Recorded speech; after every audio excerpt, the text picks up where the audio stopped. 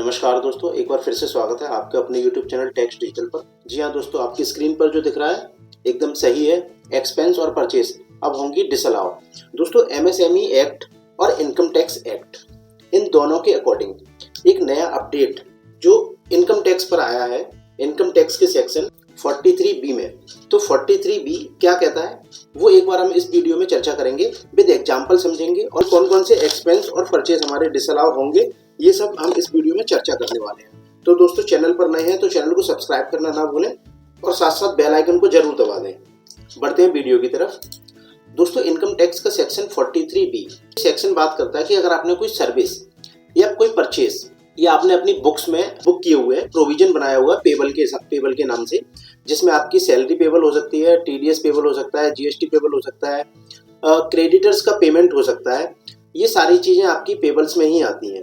तो यहाँ पर ये बात करी गई है कि जो पेबल है, जो सप्लायर हैं आपके, उनको आपने अगर ड्यू डेट तक पेमेंट नहीं किया है, ऑन और before the due date applicable in which case, due date से पहले अगर आपने पेमेंट नहीं करी है या फिर आपने उसकी पेमेंट उस फाइनेंशियल ईयर में ना करते हुए furnishing the return of income under subsection 1 of section 139 in respect of the previous year in which the liability to pay such sum was incurred as aforesaid and the evidence of such payment is furnished by the assessee along with the such return।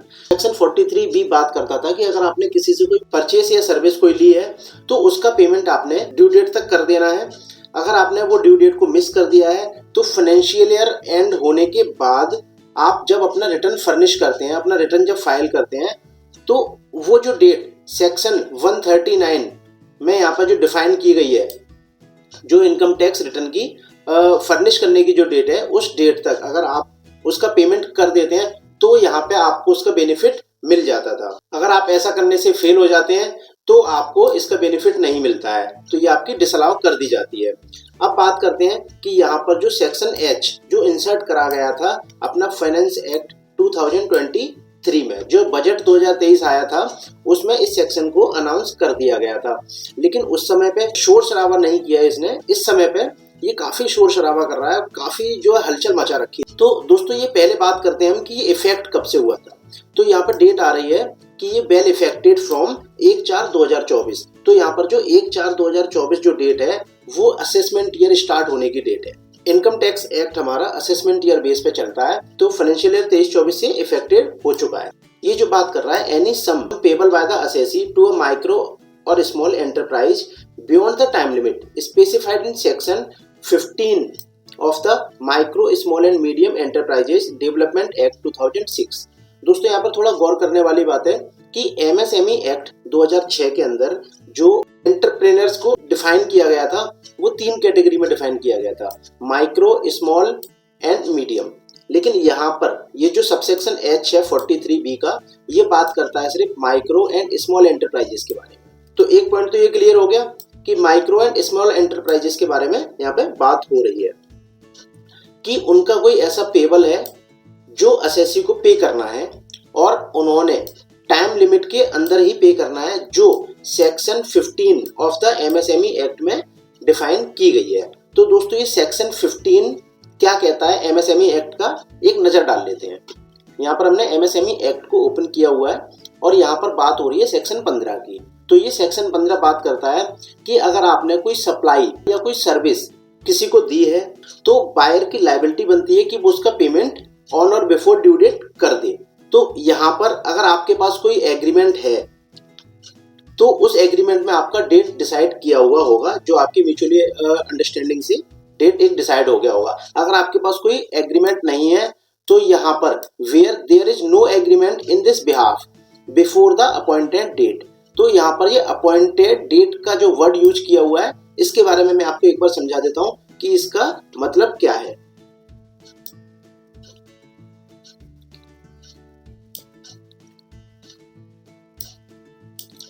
ये MSME act का जो section 2 का B, clause B, जो बात करता है appointed date की बात करता है, means the day following immediately after the expiry of period of 15 days, यानी कि 15 दिन से पहले।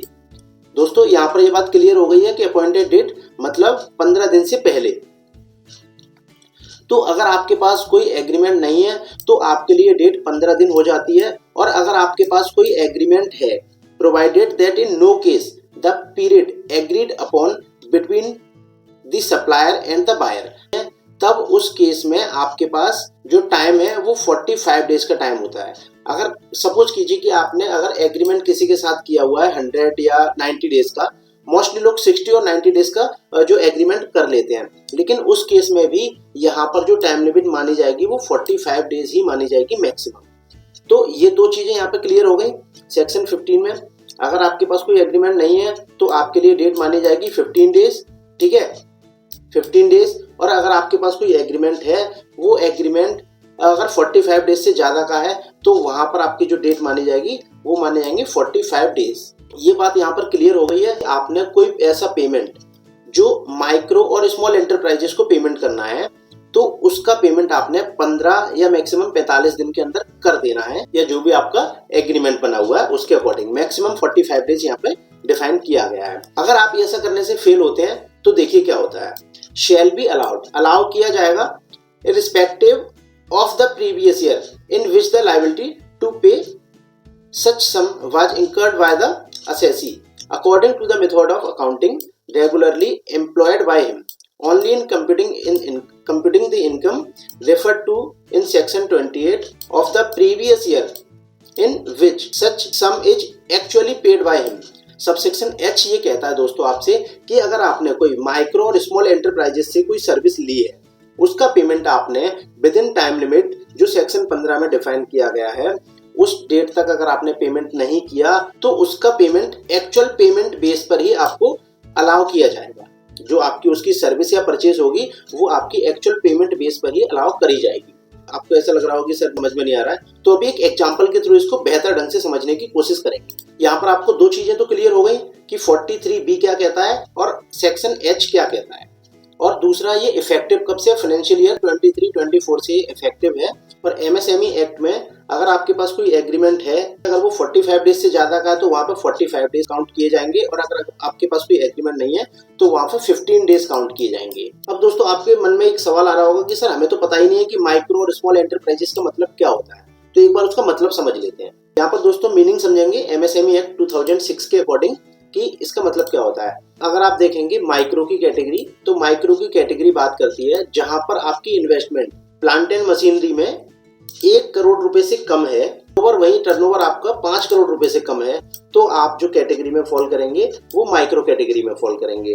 अब बात करते हैं स्मॉल कैटेगरी की। स्मॉल कैटेगरी में अगर आपकी इन्वेस्टमेंट 1 करोड़ से ज्यादा और 10 करोड़ रुपए से कम है प्लांट एंड मशीनरी में, और साथ ही साथ टर्नओवर आपका 5 करोड़ से ज्यादा 50 करोड़ से कम है, तो आप वहां पर स्मॉल कैटेगरी में फॉल करेंगे। मीडियम की यहाँ पर बात नहीं की है, तो मीडियम की हम बात यहाँ पे नहीं कर रहे हैं। अब दोस्तों एक सवाल और आता है कि सर हम कैसे चेक करेंगे कि हमारा जो सप्लायर है वो किस कैटेगरी में फॉल कर रहा है। तो उसके लिए दोस्तों आपने उद्यम रजिस्ट्रेशन की साइट पर जाना है और यहाँ पर प्रिंट वाले ऑप्शन पर जाके वेरीफाई उद्यम रजिस्ट्रेशन नंबर पर क्लिक करना है। यहाँ क्लिक करने के बाद आपको कुछ इस तरीके का इंटरफेस दिखाई देगा और यहाँ पर आपने उनका उद्यम नंबर डालना है। अब आप कहेंगे कि आपके पास उद्यम नंबर कैसे आएगा, तो दोस्तों इसके लिए आपको उनसे कोऑर्डिनेट करना पड़ेगा, या फिर अगर आप खुद सप्लायर हैं तो आपको अपने बिल पर मेंशन कर देना चाहिए कि हमारा टर्म एंड कंडीशंस 45 डेज या जो भी आपका एग्रीमेंट हुआ है उसके अकॉर्डिंग है। याद रखिएगा एग्रीमेंट में जो टाइम है वो कुछ भी हो सकता है, लेकिन एमएसएमई के अकॉर्डिंग 45 डेज से ज्यादा नहीं हो सकता। तो आप उसके हिसाब से ही अपना एग्रीमेंट बनाएं और अपने बिल पर ये चीजें मेंशन करवाएं, और साथ साथ अपना उद्यम रजिस्ट्रेशन भी बिल पर डालना है। सामने वाले क्लाइंट को भी पता चल जाए कि आप एमएसएमई में रजिस्टर्ड हैं। तो यहाँ पर आप उनका एमएसएमई उद्यम रजिस्ट्रेशन नंबर डालेंगे और यहाँ पे वेरिफिकेशन कोड डालेंगे, तो आपकी स्क्रीन पर उनकी डिटेल्स ओपन होके आ जाएगी। अब दोस्तों समझते हैं एक एग्जाम्पल के थ्रू। मान लीजिए कि आपने किसी से कोई परचेज ली हुई है, वो आपका सप्लायर एमएसएमई एक्ट के अंडर में रजिस्टर्ड है, और जो आपने सप्लाई ली है उसकी जो परचेज डेट है वो 31/12/2023 है। यहाँ पर फाइनेंशियल ईयर 23-24 की बात कर रहा हूँ, मतलब 31/12/2023 को आपने कोई परचेज की है, आपके पास इनवॉइस आया हुआ है और उसकी पेमेंट आपने 10 तारीख को कर दी, 10 जनवरी 2024 को आपने उसकी पेमेंट कर दी है। तो यहाँ पर जो पेमेंट और परचेज के बीच में जो टाइम है वो लगभग 10 से 11 दिन का है। यहाँ पर ये आपकी जो परचेस या सर्विस है वो अलाउ की जाएगी फाइनेंशियल ईयर 23-24 के लिए। अब अलाउ क्यों की जाएगी, रीजन समझिए। Payment made with in time limit. मान लेते हैं कि आपके पास कोई एग्रीमेंट नहीं था, तो उस केस में जो टाइम लिमिट है वो 15 दिन की बनती है। तो 15 दिन की टाइम लिमिट है, तो यहाँ पर हमने पेमेंट जो किया है वो 11 दिन में किया है, तो ये अलाउ होगी। Payment made with in time limit, with in time limit में हमने पेमेंट किया और विद इन फाइनेंशियल ईयर किया है, तो ये हमारा सेक्शन 43B(H) के अकॉर्डिंग हमारा अलाउ करेगा। क्लियर हो गया, सिंपल से एग्जांपल है। आगे बढ़ते हैं एग्जांपल 2 की तरफ। सप्लायर हमारा MSME में रजिस्टर्ड है और वो माइक्रो या स्मॉल की कैटेगरी में ही आता है, मीडियम की यहाँ पे बात नहीं हो रही है। तो यहाँ पर आपने मान लेते परचेस आपने की 1 अगस्त 2023 को, आपने 1 अगस्त को परचेस की और आपने पेमेंट किया 31 जनवरी 2024 को। यहाँ पर दोस्तों 5 महीने से ज्यादा का टाइम हो गया है, तो यहाँ पर ये ट्रांजेक्शन को भी फाइनेंशियल ईयर 23-24 में ही अलाउ किया जा रहा है। लेकिन क्या रीजन है इसका समझते हैं। हमारे पास मान लेते हैं कोई एग्रीमेंट नहीं था, कोई एग्रीमेंट हमारे पास नहीं था। अगर एग्रीमेंट होता तो हमारे ऊपर उसकी फाउंडेशन आती, लेकिन एग्रीमेंट नहीं था। नो एग्रीमेंट के केस में 15 दिन की लायबिलिटी थी। लेकिन यहाँ पर ये अलाउ इसलिए की जा रही है क्योंकि payment made in same financial year, यहाँ पर जो पेमेंट है वो सेम फाइनेंशियल ईयर में की गई है। तो एक नजर डालते हैं सेक्शन 43B(H) की तरफ। यहाँ पे इन्होंने बोला था शैल बी अलाउड, जो अलाउ करेंगे एक्चुअली पेड बाय हिम, जिस डेट में पेमेंट हुई होगी, जिस फाइनेंशियल ईयर में पेमेंट हुई होगी, वहां पे हम उनको अलाउ करेंगे। तो ये इस सिनेरियो से आपका ये पॉइंट क्लियर हो गया। अब बढ़ते हैं एग्जांपल 3 की तरफ। एग्जांपल 3 थोड़ा कॉम्प्लिकेटेड है। मान लेते हैं सप्लायर यहाँ पर भी MSME एक्ट में रजिस्टर्ड है और माइक्रो और स्मॉल की कैटेगरी में आता है। तो यहाँ पर हमने परचेस किए 25/3/2024 को, फाइनेंशियल ईयर 23-24 के लास्ट मंथ में हमने यहाँ पर परचेस किए 6 days before financial year, end of the financial year. अब पेमेंट यहाँ पर हम कर रहे हैं 8/4/2024 को। हमने अप्रैल 2024 में यानी कि 24-25 फाइनेंशियल ईयर में पेमेंट हमने यहाँ पे की है, परचेस 2023-24 में और पेमेंट की 24-25 में। तो यहाँ पर भी ये अलाउ की जाएगी, और अलाउ किस सन में की जाएगी, ये फाइनेंशियल ईयर हमारी 23-24 में अलाउ की जाएगी। क्यों अलाउ की जाएगी समझते हैं। ड्यू आफ्टर सब्सिक्वेंट ईयर, ये जो ड्यू डेट इसकी है वो सब्सिक्वेंट डेट के बाद आने वाली है। 25/3 को हमने यहाँ पर परचेस की है, तो 6 दिन बाद तो हमारा फाइनेंशियल ईयर ही एंड हो गया। तो जाहिर सी बात है इसकी due date financial year end होने के बाद आएगी। But paid within due date as per MSME act 2006। लेकिन हमने इसका जो पेमेंट किया है वो लगभग 15 दिन में कर दिया है, जो कि यहाँ पर टाइम लिमिट विदाउट एग्रीमेंट जो टाइम लिमिट है वो 15 डेज की है।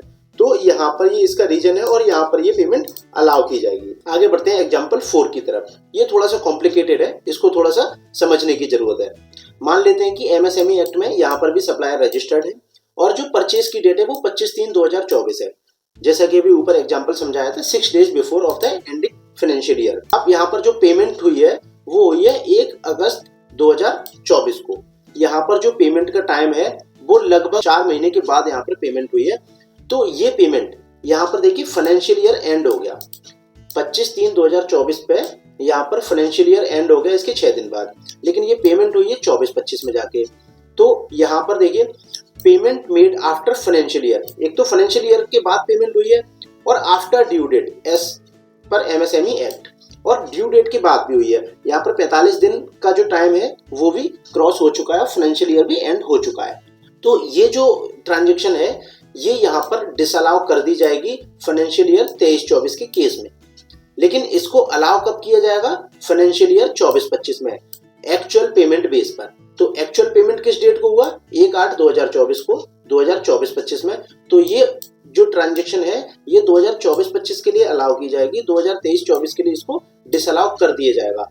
तो यहाँ पर जो ये सिनेरियो बना है, इस सिनेरियो को आप ढंग से समझिए और इसका कितना बड़ा इफेक्ट आ सकता है ये आपको तब पता चलेगा जब आप अपनी बुक्स का एनालाइज करने बैठेंगे, जब आप अपनी बुक्स में क्रेडिटर्स की लिस्ट निकालेंगे, पेबल्स की लिस्ट निकालेंगे और उसके बाद इन सब की लिस्ट बनाएंगे। आपने इन सब की लिस्ट बनानी है और उन लिस्ट के हिसाब से पहले सबकी कैटेगरी डिफाइन करनी है कि माइक्रो और स्मॉल में कौन कौन जो अपने सप्लायर हैं वो आ रहे हैं, और उसके बाद फिर उनकी ड्यू डेट या पेमेंट परचेस ये सारी डिटेल आपने बनानी है। उसके बाद आपको पता चलेगा कि कौन सा आपका जो एक्सपेंस या परचेस है जो अलाउ होनी है और कौन सी इसमें अलाउ नहीं होनी है। तो उसके हिसाब से आपने अपनी टैक्स प्लानिंग भी करनी है, क्योंकि सपोज कीजिए आपने एक 10 लाख रुपए का प्रॉफिट निकाला है अपनी बुक्स में। आपने बुक्स को मार्च में फाइनल किया और आपने अपना प्रॉफिट निकाला 10 लाख रुपए का। अब 10 लाख रुपए में 5 लाख रुपए की या 10 लाख रुपए की ऐसी परचेज थी जो कि हमारी डिसअलाउ होनी है 2023-24 में। तो उस समय पे आपका जो नेट प्रॉफिट है ना, जो 10 लाख रुपए का आपने प्रॉफिट निकाला और यहाँ पे मान लीजिए कि 10 लाख रुपए का ऐसा ट्रांजैक्शन है जो फाइनेंशियल ईयर 23-24 के लिए डिसअलाउ कर दी जाता है, तो उस केस में आपका जो नेट प्रॉफिट है वो 20 लाख रुपए माना जाएगा। तो आपका जो इनकम टैक्स जाएगा वो 20 लाख रुपए पे जाएगा। यहाँ पर ये सारी प्रिपरेशन 2023-24 के लिए आपने करके रख लेनी है। फाइनेंशियल ईयर 23-24 में एंड होने में कोई ज्यादा समय बचा नहीं है। आशा करता हूँ यहाँ तक सारी चीजें आपको क्लियर हो चुकी होंगी। दोस्तों, चैनल को अभी तक आपने सब्सक्राइब नहीं किया है तो चैनल को सब्सक्राइब करना ना भूलें, साथ साथ बेल आइकन जरूर दबा दें। वीडियो इंपॉर्टेंट लगी है तो दोस्तों के साथ शेयर करें, लाइक करें और अगर कोई क्वेरी है तो आप मुझसे कमेंट बॉक्स में मुझसे पूछ सकते हैं।